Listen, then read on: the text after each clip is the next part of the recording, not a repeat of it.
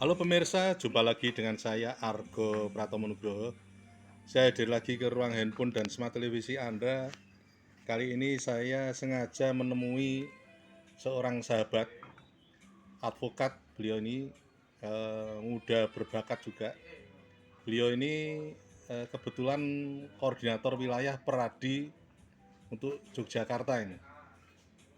Dan Mas Yanto ini baru saja menangani kasus korupsi di Kelurahan Sri Mulyo ini. Dan ini nampaknya mau sampai tahap pada pledoi pembelaan. Selamat berjumpa Mas Yanto. Selamat berjumpa Mas Argo. Mas Yanto, saya ingin keterangan Anda yang berkaitan dengan sidang yang terakhir kemarin dan yang akan datang kayaknya sudah sampai pledoi ya? Benar Mas Argo, kami sedang mempersiapkan atau menyusun pembelaan atau pledoi terkait dengan adanya surat tuntutan jaksa penuntut umum terkait dengan permasalahan kasus dugaan tindak pidana korupsi atas nama Lurah Sri Mulyo ya, Pak Wajiran. Ya. Jadi kami mengapresiasi apa yang menjadi tuntutan itu, yang dinyatakan itu menurut jaksa penuntut umum itu terbukti pasal dakwaan primer, pasal 603 KUHP yang baru ya, yang diterapkan dengan tuntutan selama 3 tahun penjara ya, dan denda 50 juta dan ditambah ganti kerugian sebesar 91 juta. Hanya itu. Jadi menurut kami dari 3 opsi tuntutan yang disampaikan tersebut, kami masih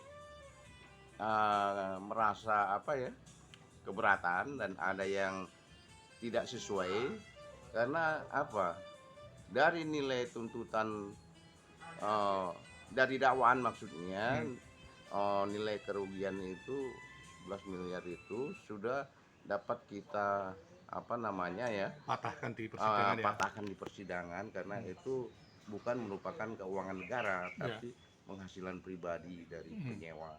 Kemudian kalau dari sisi yang 91 juta itu adalah uang sewa memang yang digunakan untuk membeli limasan. Jadi bukan disalahgunakan atau bukan digunakan secara pribadi tapi untuk kepentingan aset desa.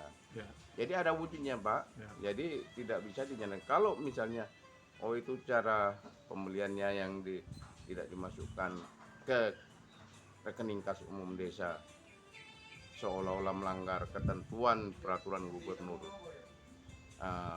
tahun 2013 itu juga karena tidak tepat. Menurut kami ini adalah situasi yang mendesak karena penggunaannya juga itu adalah dalam rangka pemberian gamelan dari gubernur juga yang harus dilindungi begitu Pak. Artinya dengan kata lain, ini terakhir pertanyaan saya Mas. Dengan kata lain bahwa tuntutan yang 3 tahun itu tidak rasional itu ya. Artinya tetap ada persoalan administratif menurut Anda. Betul, selain tidak tepat ini juga pasal yang diterapkan itu menurut saya itu bukan dakwaan primer pasal 603 KUHP tadi yang bersifat itu kan unsur-unsur yuridisnya ada setiap orang melakukan perbuatan melawan hukum kan begitu. Jadi ingat, klien kami ini adalah pejabat lurah, bukan orang-orang secara umum, tapi melekat jabatan dalam setiap tindakannya Pak.